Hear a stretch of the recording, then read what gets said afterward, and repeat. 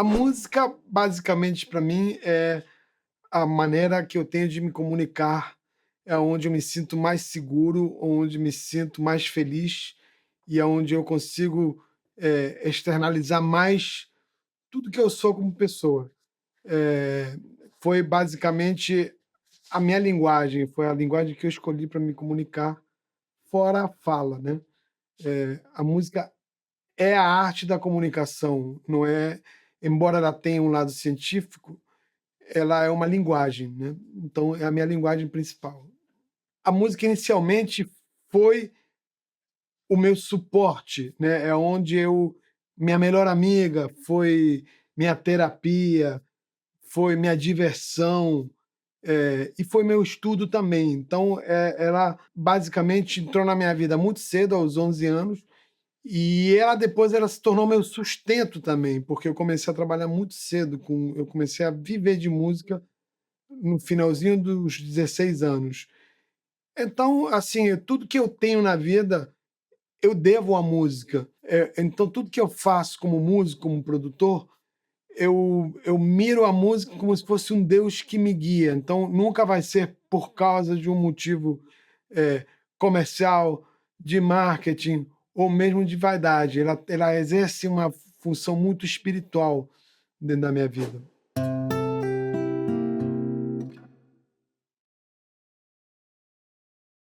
Então, junto com isso, um instrumento musical, se eu tivesse que fazer uma analogia do instrumento musical para a fala, seria a minha voz, os meus movimentos. Sem um instrumento que permite com que você se expresse, você não consegue falar ou tocar aquilo que você quer. Então eu sou muito exigente no sentido de que o instrumento ele tem que ter toda a perfeição para que você possa fazer todas as articulações musicais que você acredita que vão te fazer você se comunicar com as pessoas. O instrumento é tudo, na verdade, né? Ele, na verdade, é a tua ponte para que você faça a música acontecer, né?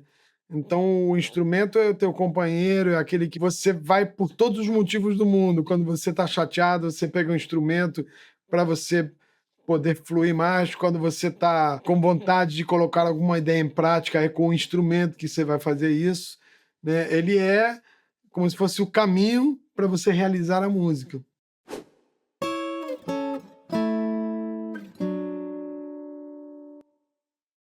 De cara, a minha sensação quando eu peguei o primeiro violão da Hairton foi de muita familiaridade, muita intimidade. E quando eu peguei o instrumento concebido pelo João, que é um dos luthiers que eu mais admiro, e inclusive tenho vários instrumentos dele, eu me senti totalmente em casa, porque ele respondeu exatamente aquilo tudo que eu espero de um violão, né? Que é a sonoridade, a tocabilidade tem que ser muito boa para mim, e a resposta da corda no braço, que para mim é a coisa mais importante, porque é onde nasce a voz do instrumento, estava muito definida. Então, assim, foi como reencontrar com um instrumento que eu já conhecia antes. Uma memória, eh, de algo que eu tenho muita intimidade, porque ele fez baseado em cima de violões icônicos. Para mim foi muito tranquilo, né, na hora que eu peguei. Mesmo porque instrumento tem um histórico, né, de tudo que a gente ouviu na vida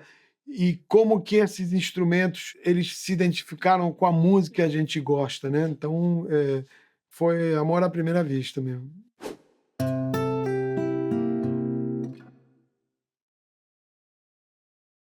Tem uma guitarra já, uma Telecaster, que o Ivan fez, e eu posso falar a mesma coisa, porque eu trabalho com várias guitarras do Ivan. E quando eu soube que o Ivan era o cara da Reto, eu fiquei, cara, tô totalmente em casa, porque, pô, na verdade, se fosse minha escolha, uma guitarra nacional, seria a do Ivan, né? Ou a do João, e vice-versa para os violões. E então foi assim, tipo, fazer parte de uma equipe onde já era uma família para mim antes disso tudo.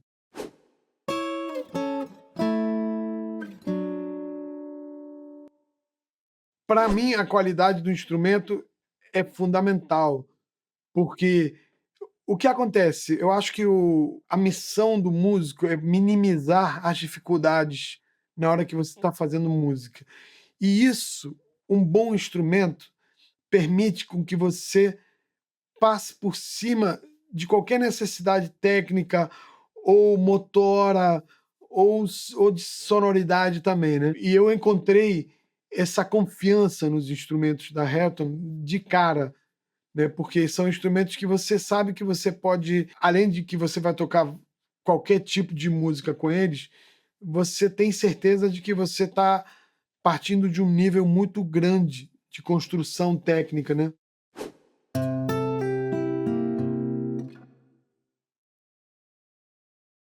A minha rotina de criação é não ter rotina. É saber o que eu vou administrar. Às vezes você tem que administrar a tua inspiração, porque vem no momento que você está fazendo outra coisa e aquilo vai te chamar. E aí, o que eu vou fazer? Eu vou pegar um instrumento que estiver mais perto de mim para realizar isso. E por isso que o instrumento tem que ser bom, porque às vezes o instrumento, se ele desregula com o tempo, você vai pegar e naquela hora ele vai te dar aquela travada, né? Outra coisa que pode acontecer é ao contrário, que eu, por não estar inspirado, eu queira pegar o instrumento para me inspirar. E aí o instrumento vai te jogar para dentro de uma conexão onde aquilo tudo vai acontecer sozinho, né? Então isso do instrumento ser um instrumento que ele tem, a gente chama de alma, né? Eu chamo isso de alma, que você vai tocar e ele vai te jogar direto para o universo musical onde você vai fazer o que você quiser. Na verdade, pensar em música 24 horas por dia, às vezes pode ser desesperador quando você está num momento, por exemplo, onde você não pode exercer a música, né? Porque a vida não é só a música da gente, mas a gente tenta que seja 24 horas por dia com o instrumento pendurado, se a gente puder, né? Ou produzindo, ou mixando, o que for, né? Já aconteceu comigo de eu acordar achando que eu tinha composto uma música que eu precisava realizar a música. Aí quando fui pegar o instrumento, ela sumiu totalmente. É engraçado porque o bonito teria sido se eu tivesse falado que eu veio a música, acordei, peguei o instrumento e ela veio junto. Não, mas ela não veio. E aí, o que eu fiz? Eu compus outra música. Mas, de alguma maneira, ter acordado com essa sensação, porque acontece muito com os músicos, de você acordar e falar, caramba, eu fiz uma música incrível, sonhando, eu quero botar na prática. Mas só que aí você acorda para a realidade, literalmente, quando você pega um instrumento, aí você tem que mergulhar na inspiração para chamar o momento que você estava sonhando. E não vai ser provavelmente igual ao que você estava sonhando, mas vai ser uma outra melodia bonita, né?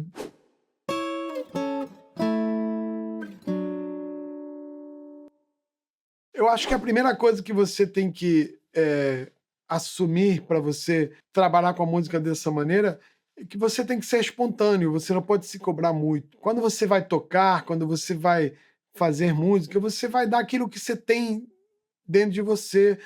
E aquilo é um conjunto de coisas, é o que você aprendeu, é o que você tem dentro como músico, porque acho que a gente carrega dentro de nós já um DNA que é o que se junta com aquilo, com o teu estudo, teu DNA com aquele estudo, se transforma na música que você vai dar. E você tem que saber aceitar isso, porque às vezes a gente quer ser um músico que a gente não é. E o primeiro passo para você se comunicar com música é você se aceitar com o que você tem. E o segundo passo é você aceitar os momentos, porque vai ter momentos que você vai estar mais inspirado e aí você vai ter que usar o teu conhecimento para te auxiliar e vai ter momentos que de repente você vai pegar um instrumento e vão sair coisas brilhantes e isso faz a interação, né, no mundo artístico, né. Então é isso. E quando você está com outras pessoas, uma coisa muito importante é você saber ouvir os outros, né. Você saber entender aonde você vai colocar aquilo que você tem para oferecer para um artista, para uma canção, para uma trilha que você vai criar. Então esse é a coisa mais importante para mim.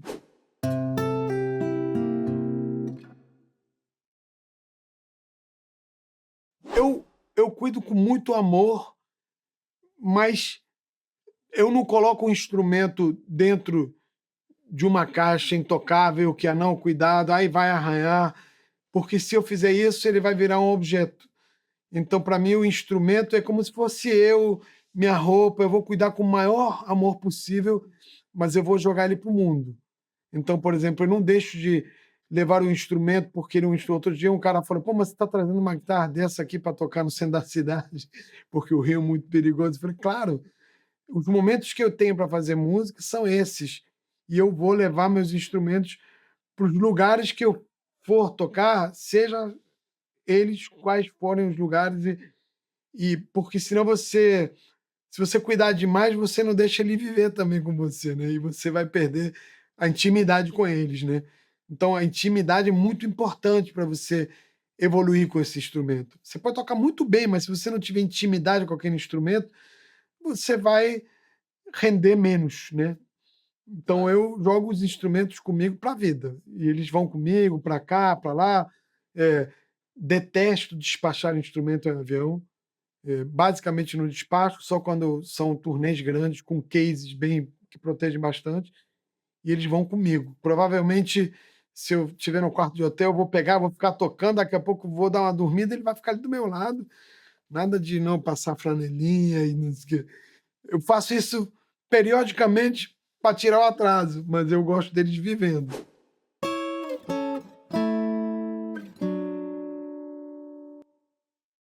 Eu acho que o instrumento de qualidade, ele te permite com que você se comunique mais fácil. Então, por exemplo, quando peguei o violão da Hairton pela primeira vez, até tive que compor uma trilha e compus ela inteira com o Hairton já, que foi a trilha do João e do Ivan. E eu ali, para mim, tinha duas missões.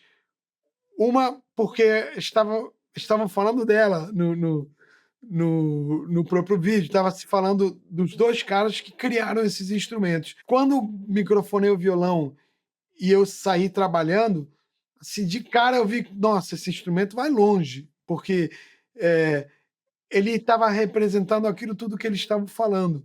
Então, para mim era muito importante, quase como se o violão também fosse a voz deles, né?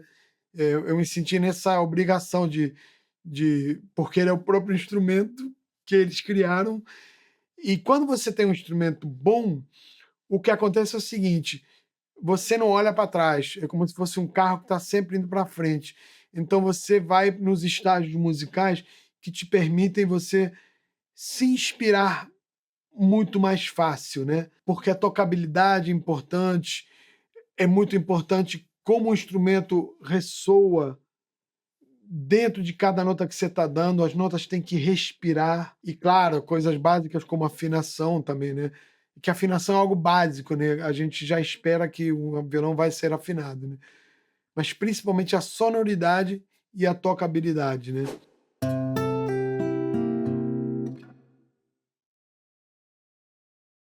O meu contato com a música aconteceu porque eu tenho uma família que ouvia muita música. Minha mãe ouvia muito jazz, muita música brasileira, mesmo quando eu morava na Argentina. E a minha tia era uma pessoa que era do mundo artístico na Argentina, casada com um pianista de jazz de lá, e lá na casa dela se faziam muitas jams, que eu às vezes dormia na sala e estava acontecendo uma jam do lado. Só que as pessoas que iam nessas jams eram Astor Piazzolla, Vinícius de Moraes já foi lá, porque era um músico muito conhecido na Argentina, mas eu era criança, né? E eu vim morar no Brasil com 14 anos e eu comecei a estudar violão na Argentina com 11 anos. Aquelas coisas de folclore argentino, e me interessar pela guitarra também aos 12. E basicamente as minhas influências eram a música argentina, o blues e o rock.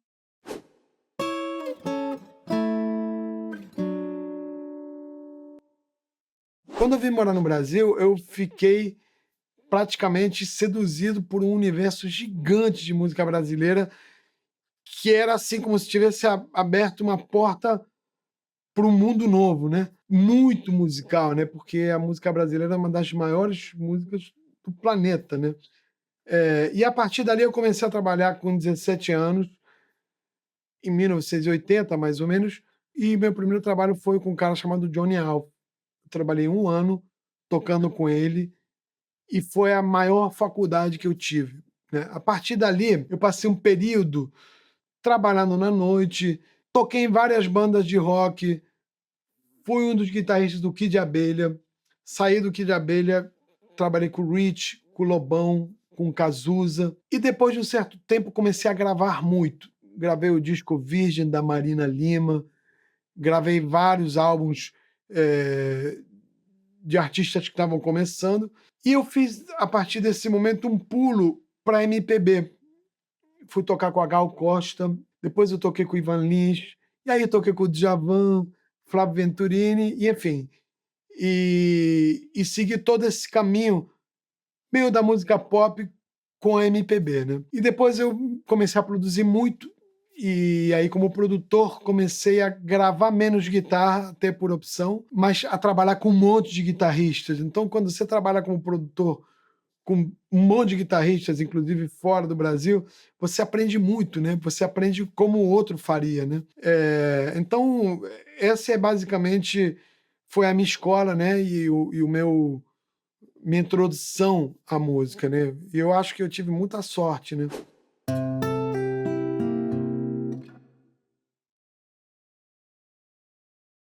Eu me vejo como um cara que ama aquilo que faz. Eu tenho uma paixão muito grande, eh, porque eu acho que a guitarra tem uma característica muito pessoal, talvez nenhum instrumento tenha isso que acontece com a guitarra e com o violão. Quando você pega uma guitarra com 10 anos de idade, você tem uma sensação única, que você tá com algo que é como se fosse uma arma super poderosa, e a mesma coisa com o violão. E quando você pega a guitarra com 50 anos, você tem a mesma sensação, não muda isso, você tem ainda aquele frio no estômago, pô, tô pegando um instrumento, e aquilo te dá um superpoder interno de inspiração. Então, eu acho que é o único instrumento que tem isso, que eu percebo que tem essa conexão com a primeira vez que você pegou um instrumento, é a guitarra e o violão.